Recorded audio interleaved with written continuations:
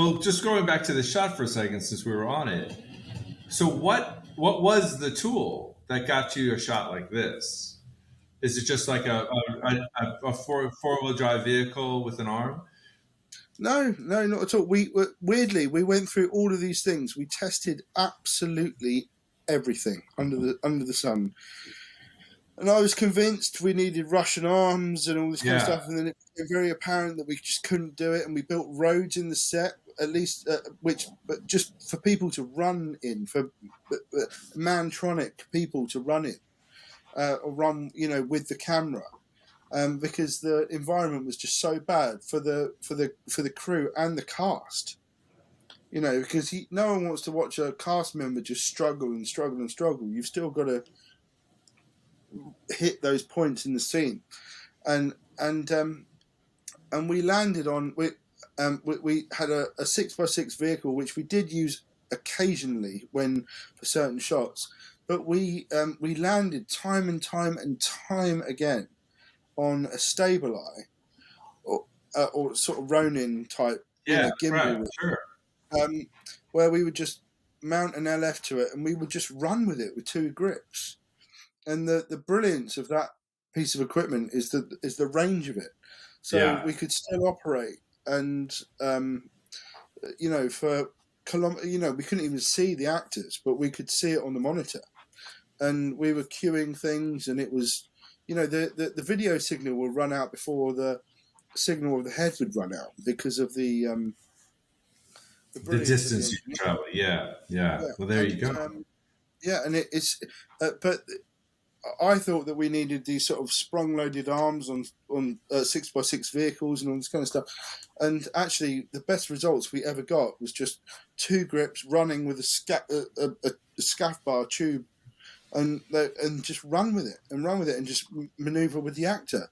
And it was very mantronic. It was very instinctual, which was great. It was just absolutely great because every single piece of kit you mount the camera to is just another thing that kind of go wrong or can go wrong, that needs to react mechanically and timing wise, and it was great. It was a lovely experience, actually. Yeah, well, that there you go. That still is tried and true and works, beautifully well. One question I had, which I wondered if this was part of your conversations, which is camera movement, handheld versus cranes.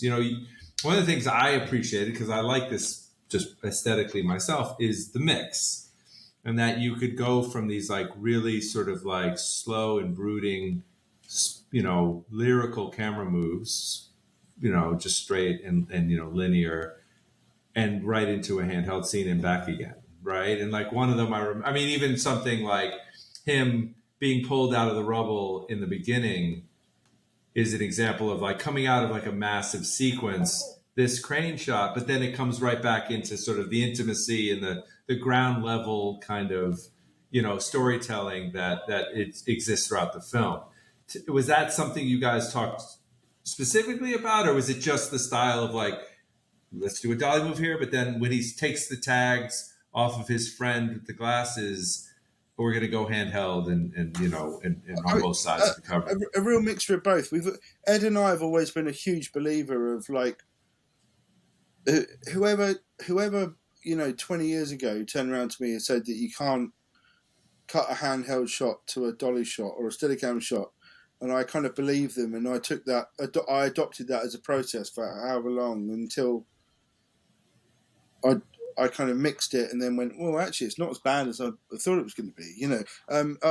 Whoever said that is, they're chatting bullshit. And because what it allowed me to do was just realize that there's instincts for everything, and we kind of just follow our instincts. And if you're going to rely on a crane shot that takes you out of that space and removes you from that person, and then you suddenly want to cut into that person's space, just think about what is the visual grammar which it articulates that the best. And it may be handheld, it may be whatever, I don't know.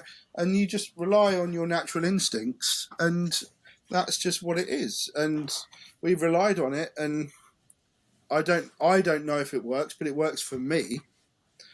It worked for me.